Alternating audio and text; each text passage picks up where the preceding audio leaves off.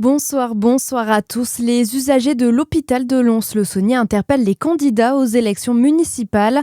Dans une lettre ouverte, ils mettent en avant la forte attente de la population autour du centre de santé. Les usagers se félicitent que l'hôpital soit reconnu pour offrir les meilleurs gestes médicaux et techniques de notre territoire, mais estiment urgent de travailler sur l'attractivité de l'établissement pour faire venir de jeunes médecins. Cette alerte de la Fédération des associations générales étudiantes et du Bureau des associations franc-comtoises, un étudiant sur 5 est en situation de mal-logement en Franche-Comté. Cela se traduit par la présence de rats et de cafards dans les logements, de moisissures, mais aussi des coupures d'eau ou d'électricité ou encore la présence de composants dangereux comme l'amiante.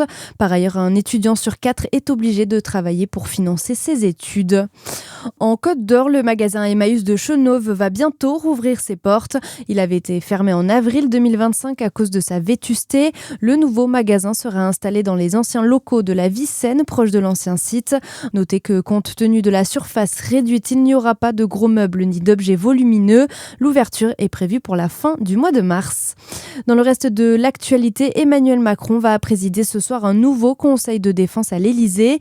Les objectifs principaux du gouvernement sont la défense de nos intérêts et de nos ressortissants, affirme la porte-parole Maud Bréjon.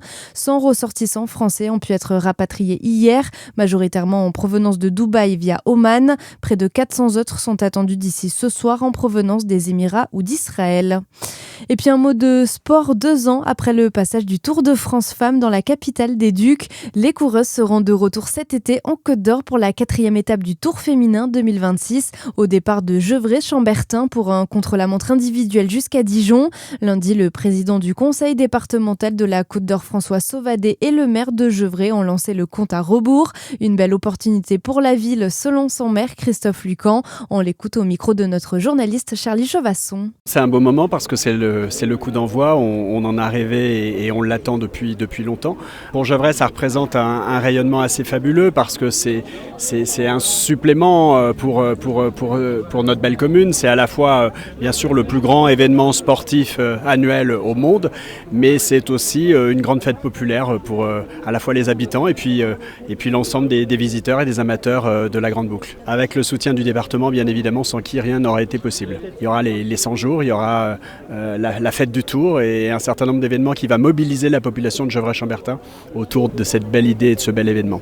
J-153 avant l'accueil de cette étape historique le 4 août à Gevrey-Chambertin. 5e édition de cette compétition avec Zwift qui démarrera de Suisse le samedi 1er août jusqu'au dimanche 9 août avec une arrivée prévue à Nice. Voilà pour votre actualité. Très bonne soirée sur Fréquence Plus.